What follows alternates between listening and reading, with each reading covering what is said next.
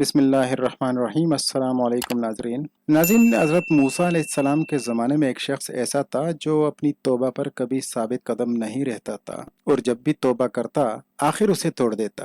اسے اس حال میں کئی سال گزر گئے۔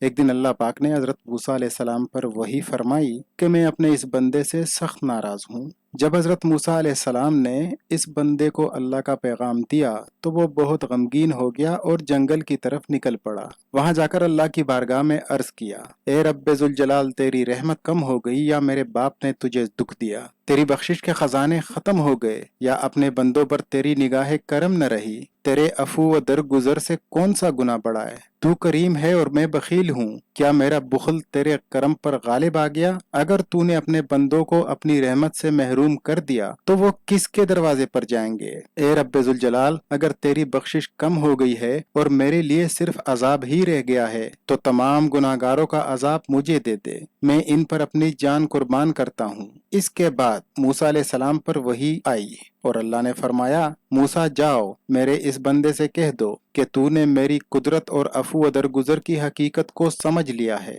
اب اگر تیرے گناہوں سے زمین بھر جائے تب بھی میں تجھے بخش دوں گا۔ سبحان اللہ۔ ایسی ہے ہمارے رب کی رحمت۔ اللہ پاک امت مسلمہ کے تمام صغیرہ اور کبیرہ گناہوں کو بخش دے۔